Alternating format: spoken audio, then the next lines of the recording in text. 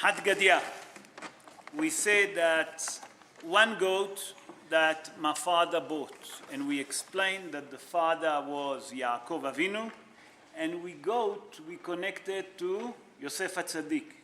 And we explained how did we connect it to Yosef HaTzadik, that it was the goat, that was the blood that they put the garment in, that they dipped it and they show it to Yaakov, to the father.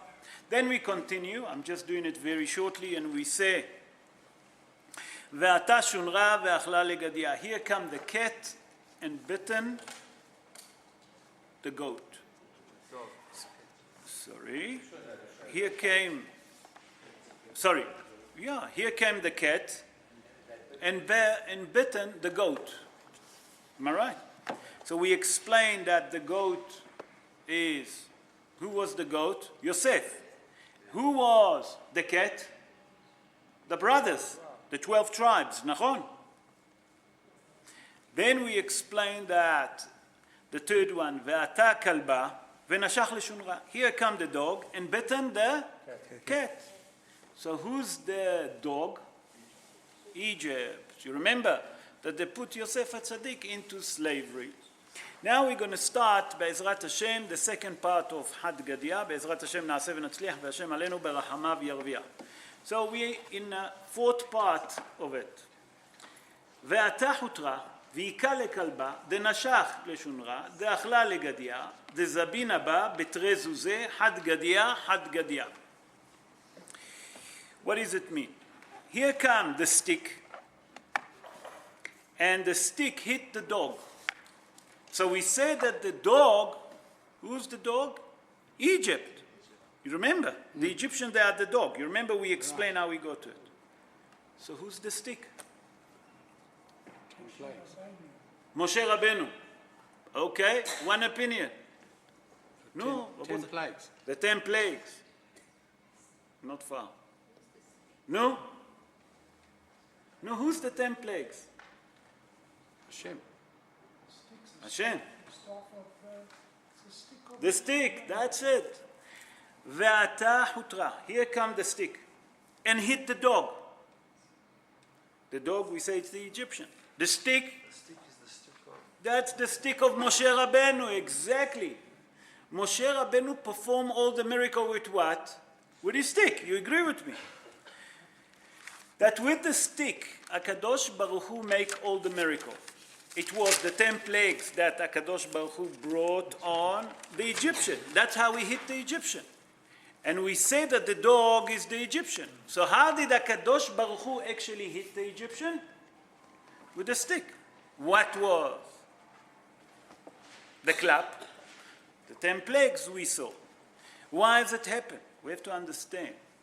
What's happened in the 10 plagues? Here HaKadosh Baruch Hu show, and the first plague, that he's in charge about all the liquid in the world. And the second plagues, HaKadosh Baruch Hu show that he's in charge about all the creatures that live under the water. The third plague, that it's kinim, HaKadosh Baruch Hu showed that he's in charge about all the little insects, the chochos, and on and on and on. That means that HaKadosh Baruch Hu, with the 10 plagues that he hit Mitzrayim, he performed another magic. What was the other magic? That he built the emunah of the Jewish people. And that's why he tied the goat. He asked Bnei Israel to tie the goat. Who was the goat, we say? Yosef. Why did they have to tie again the goat? Because they believe in the same avodah zarah. You remember we spoke about it. That the same like the Egyptian believed that one of their god was the lamb. HaKadosh Baruch Hu performed all the miracle in 1 month, Nisan. The starlight of Nisan, goat. Here HaKadosh Baruch Hu performing 2 miracles. And that's what it's called Nisan. Nes betoch nes. Gemara Masechet Brachot Nun Hey Amud Aleph. That means 55, folio 1. Hazal explained that the main idea, it's actually Rashi bringing it, that the main idea of Nisan, that HaKadosh Baruch Hu performed many miracles, one inside another. Number one, he showed the Egyptian that their God is not God. He destroyed their gods. Number two, he built the emunah again in the Jewish people by that he destroyed who? The God that Kivyachol they believe, the Egyptian God. And that's why they tied to their bed. And Yud and a 10th of Nisan. And then on the 14th, they have to slaughter it, to eat it. And then the Egyptians saw their God, and they couldn't do nothing. So here comes the stick. Let's go back to Had Gadya. Here came the stick. And what is the stick done? Hit the dog. That means HaKadosh Baruch Hu performed the miracle with the Jewish people. How did he done that? With a stick. And the stick was the stick of Moshe. Remember? Moshe performed all the stick. Quick reminder, the beginning when he gone, Aaron and Moshe Rabbeinu gone to Pharaoh. What's happened there?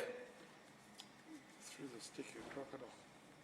That's right. He took the stick and he threw it on the floor. What happened with that stick? That stick turned to a snake, crocodile, whatever you want to call it, snake. Rashi said there, taninim. Taninim is crocodile. What's happened with that miracle? That crocodile swallow who? The Egyptian crocodile that they created. But wasn't it that the stick swallowed the crocodile? Not Yes, that was exactly. The stick was the crocodile was the stick. That was exactly the miracle. But wasn't the miracle that it became a stick and then it swallowed the stick? Yes, exactly. But the stick himself, what it was a stick. That's that HaKadosh Baruch Hu turned the stick to a crocodile. That was already a magic. And what was the magic? That one managed to swallow all the others. Do you understand what I'm saying? So here we see that when we say in Had Gadya that here came the stick, okay, and hit the dog, that all the miracle performed by who? By HaKadosh Baruch Hu through the stick. Now we understand what we're saying? Any question? No, let's continue. Let's go to the fifth part of the poem, and there it says, Ve'ata nura v'saraf lechutra. And here come, I'm just making it short, I don't want to go and repeat all the thing. Here come the fire and burn the stick. So we say that the stick is the stick of Moshe Rabbeinu. Who's the fire?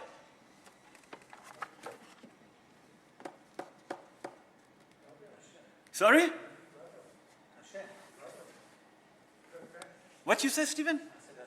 You say Hashem. Yes, Norman, sorry? Babylon.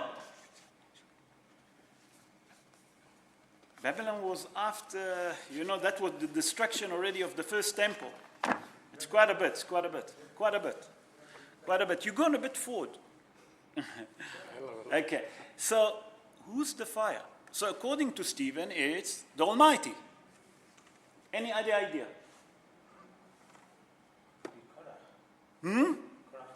Sure, you're going now. You're going already to the middle. We're talking about, remember, Had Gadya speak about the exile, all about the Jewish exile, just to help you to focus. So if you say that it's HaKadosh Baruch Hu, we already mentioned HaKadosh Baruch Hu, it's the stick. So who's the fire that burned the stick? Nebuchadnezzar. You're going to, now you're going again to Babylon. Nebuchadnezzar was Babylon. He destroyed the first temple. So let me help you. Here come the stick. The stick, we say it was the stick of Moshe Rabbeinu. The fire, Rabotai, it's the Yetzer Hara. What's happened? Came the Yetzer Hara and tried to cool the Jewish people. What's happened? Bnei Israel came out of Egypt. 10 plagues. They left Egypt on the night. Nachon? No, they didn't left at night. They left during the day. Not at night, during the day, Stephen. In the morning, during the day. It's a day. Doesn't make a difference at 10 o'clock, 8 o'clock. It's a day. It's not at night. Night when it's darkness. Pharaoh said to Moshe Rabbeinu, take your nation and leave now. Moshe Rabbeinu said, We're not thieves that we have to leave at night. We leave during the day as a free nation. What happened? Bnei Israel left Egypt. They saw the 10 plague. Now they were strong. They're believing in HaKadosh Baruch Hu. All what's happened, here becomes the problem. After 3 days, Pharaoh chased after them. You remember? What's happened after that? They arrive at Yam Suf. At Yam Suf, who caught with them? The Egyptian, you remember? The Yetzer Hara came. What happened? They were standing in the front of the Sea of Reeds. Hazal say in the front of them, each wave, Rabotai, listen to that, 25 amot. That means 1.5 meter high each wave. Behind them, the Egyptian with the chariot. Here come the Yetzer Hara, because immediately the Jewish people split to 3 divisions. One say, let's go back to Egypt to become slave again. We don't want the freedom. The second part of the Jewish people say, no, we're going to commit suicide. We're jumping to the water. The third part say, no. We're going to fight. It's better to fight, to die, and not to be slave, and not to commit suicide. We'd rather fight. So here come the Yetzer Hara. And what has he done, Rabotai? Work on the Jewish people, huh? Tell me, I don't understand. You perform for a full year. 10 plagues. Where's your emunah? HaKadosh Baruch Hu show you that he's in control in everything. What are you worried that the Egyptian behind you? Not only that, what's happened? The Egyptian on that night couldn't do nothing. Why? Because HaKadosh Baruch Hu protect them with the cloud of glory. And here comes the fire, that's Yetzer Hara, the desire, and burn the stick, burn the emunah. You understand? So what we're saying here, that all the supervision, everything that they have, immediately turned down. How?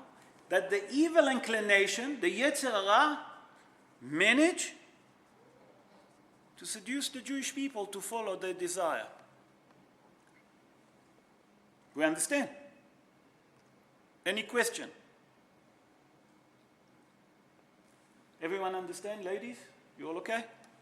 Everyone okay? Let's move on. So we said that here came the fire and burned the stick. Let's look what it says in the 6th part. Ve'ata maya. Ve'kiba lenura. Here come the water and put the fire off. So we said that the fire was the Yetzer Hara, our evil inclination that we have inside each one of us. By the way, Rabota, you must understand something about Yetzer Hara.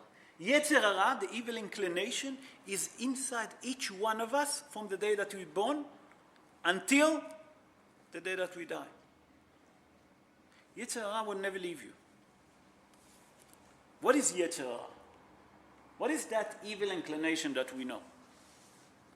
How would you describe Yetzer Hara? It's a drive to do the wrong thing. It's a drive to do something wrong, and you know that it's wrong. Nachon? Sometimes you speak Lashon Hara without even realize. Suddenly you say, I'm speaking Lashon Hara, but you can't stop.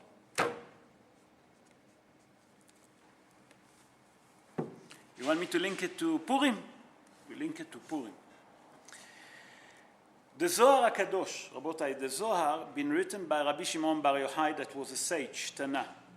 He lived during the second time the second temple with Rabbi. He was the student of Rabbi Akiva, remember. And he explained like this. In a Zohar, that is the secret of the Torah, he explained like this. What does it mean, the Yetzer Hara?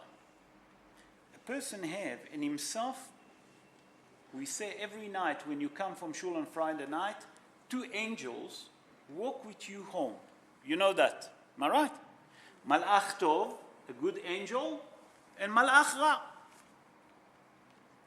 What does it mean? Good angel, bad angel.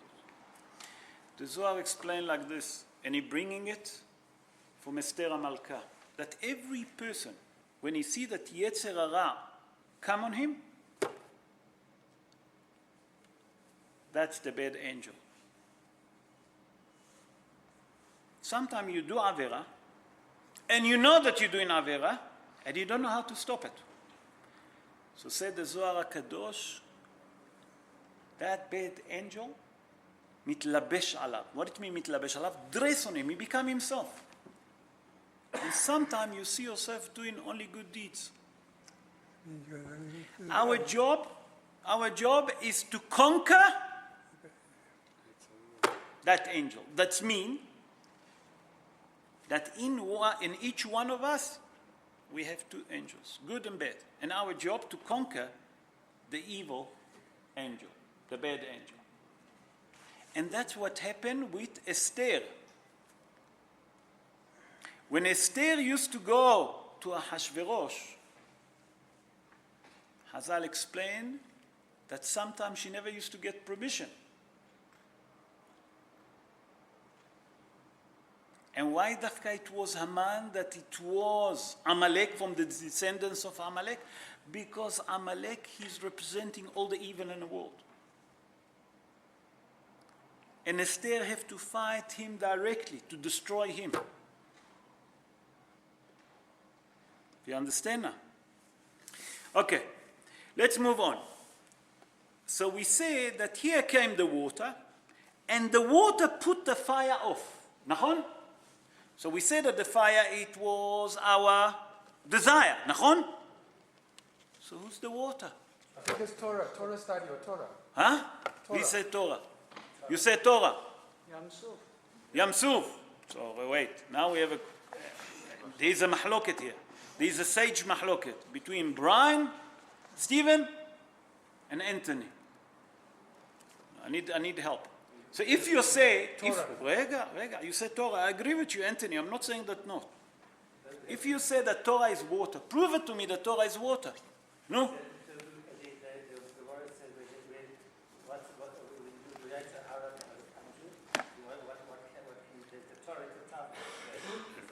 So you saying what Hazal said, let me explain. Barati Yetzer Hara, barati lo Torat Tvalin. That's what you're referring to. I created the evil inclination. I created a spice for it. But spice doesn't mean that it's water.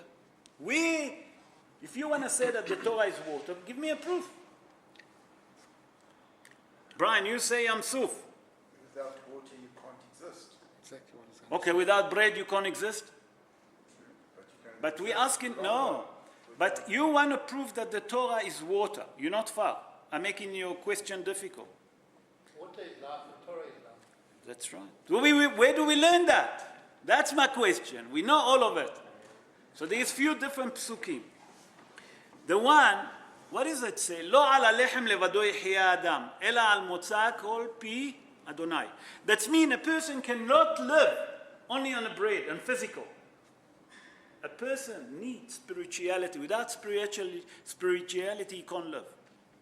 But where do we learn that water is life? That is the Torah. The prophet Yeshayahu says in chapter 55, in verse 1, Have kol tzameh lamayim. What it means, Have kol tzameh lamayim? That means that the person that really thirsty, that's all like you say, okay, where does he have to go to drink? What does he have to go to drink? Study Torah. Torah. When the neshama thirsty, what does a person need? Torah. When a person in sorrows, what's going to uplift him? Torah. Only Torah. David HaMelech said, what did David HaMelech say? ללא תורתיך שעשועי ועבדתי כל היום. Without the Torah of HaKadosh Baruch Hu, with all the Torahs that David HaMelech have, he will be gone. David HaMelech, Rabotai, his father, his brother. Everyone was thinking that Chas v'Shalom, he's a mamzer. His own father. Until came the prophet and said to Yishai, bring me all your son. I know that from you going to be the prophet. David HaMelech, sorry? David HaMelech, what's happened to him? He was in a Judean desert while all the brothers was where? In Bethlehem. They isolate him in Harem for many years by himself. Here comes the king and say, where's your son? To Ishai. He said, here they are. I'm making the story short. Gurnisht. You have one more son. Where is he? Ishai, Hazal say, he said, now everyone going to know my embarrassment.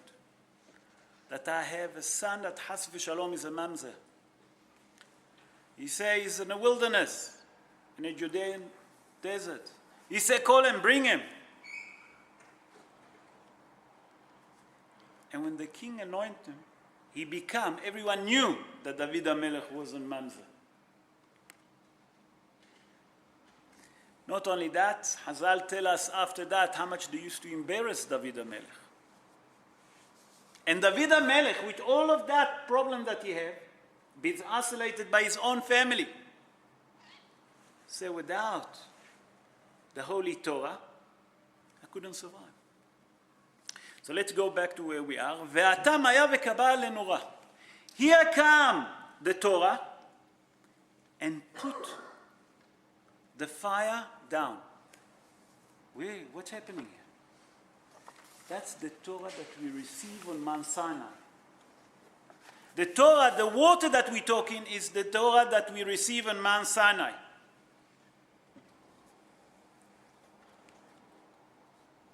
And the Torah that we receive on Mount Sinai help us to destroy the evil inclination. But still, where's the proof that water is Torah? Hazal tell us in Masechet Baba Kama, Gemara Masechet Baba Kama, Pei Bet Amud Aleph, that means 82 folio 1, En Maim El Torah. Torah is considered water. That's a life. A person without Torah considered as a dead person. Any question before we continue? How much time we have? Not a lot. Should we leave that, the last three for next week for the final, and then we'll end it up? So let's summarize. So we see from here that what's happening here, that we explained that Gadya is a poem that's been written, and we don't know who written it. It's been written in Aramaic. And if you look carefully in the Haggadah, how's the Haggadah start? Hey Lahmania. What does it mean, Hey Lahmania? This is the bread of reflection. It's been written in Aramaic. There's many explanations why Dafka in Aramaic. I'm going to share with you a Hidush. Because we know that in that time, everyone used to speak, that was the common language. And Rabotai, I want to tell you something. We here in South Africa, we speak mainly English. Nachon? We all know. When I came to the country 30 years ago, I saw that there is a Gadya in Afrikaans. Do you know that? Ah, you got one and all. Okay.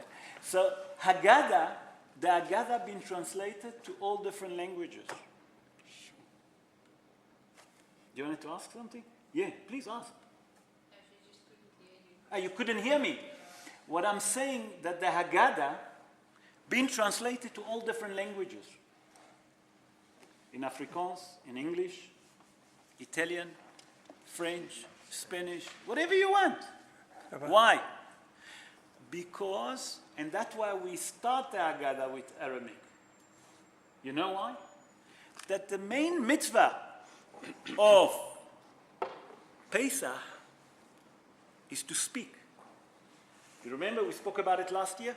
The word Pesach, what does it mean, Pesach? To skip over, nachon? Okay, but let's be a bit more, let's be a doctor now. Let's try and operate the word, what we call it. Take the word Pesach and split it to two. The word Pe, what does it mean in Hebrew? Mouth. The word Sah, what does it mean, Sah? Pesach. What does it mean, Sah? Talking. The main purpose of Pesach is to speak about the miracle. So Hazal wrote and started the Haggadah. How did they start it? With Aramaic, because that was the common language. Not only that, the main idea of Pesach is to speak about the miracle. Why? Because by that we speak about the miracle that happened to the Jewish people in Egypt, we're planting in ourselves the emunah, that HaKadosh Baruch Hu will redeem us again. So it's come to say that all the Haggadot that we see translate to all different languages. Why? So many people can speak about it. That many people can read it in different countries and can understand it in all different languages. Do you understand now? And the word Sah is to speak. The main mitzvah on Pesach, Rabotai, is to speak about the main miracle that HaKadosh Baruch Hu done. So that's the second explanation for Pesach. What is it called Pesach? Any question? Be'ezrat Hashem will continue next week with the final part of Gadya.